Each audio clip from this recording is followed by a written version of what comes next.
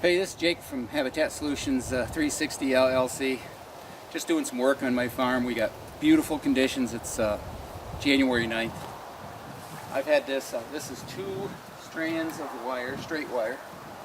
And grapevines I put on here. I put fresh ones on every August. I'm going to move this one over a little bit. What you can see is this has turned into one big scrape. Every decent buck that came through here stopped and worked this scrape. Tons of does. I've actually shot does working this scrape. Shot a real nice buck here this year. He was just downwind of this scrape, just trying to scent check. But got to stand right over here, right on the swamp edge. Great transition zone. But I just want to show you how easy this is. This is simple stuff, guys. But what's going to separate you with being successful is you have to be the guy that does it. And you got to come out and do this stuff. Get it set in the springtime. Make sure you come back and you cut your fresh vines in mid-August before the bucks go hard antler. And then make sure the paths are clean and they've got good areas to walk. And ideally, this is about 20 yards from a hunting stand. So this is a great place for deer to come to a stop, settle down when they're chasing and running and going through that busy time period of the year.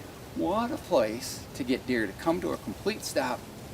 Whether you're just passing them and enjoying the hunt or it turns out to be a target animal you want to kill, it's just a great way to get deer to stop and frequent.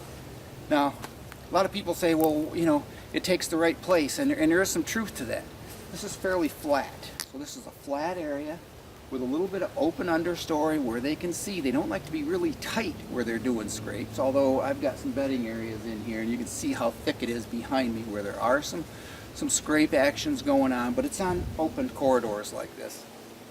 But flat ground is probably the most important.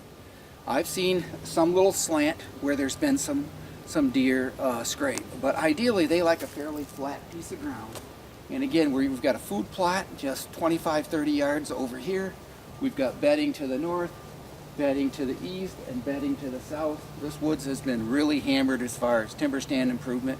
A lot of early succession, lots of security, so there's lots of bedding. So deer are traveling from food to bed to food, bed to bed. So there's water over here. There's 20 acres. These deer don't want to go swimming up to their chest in water, even though they occasionally will cross it. They just soon go around it. So this is a great natural pinch. Put the scrape here, and it works. And so I really hope you guys try this, because it's very effective and it's going to make your hunts that much more productive. Just another tip from Jake at Habitat Solutions 360 LLC. Good luck and good habitat.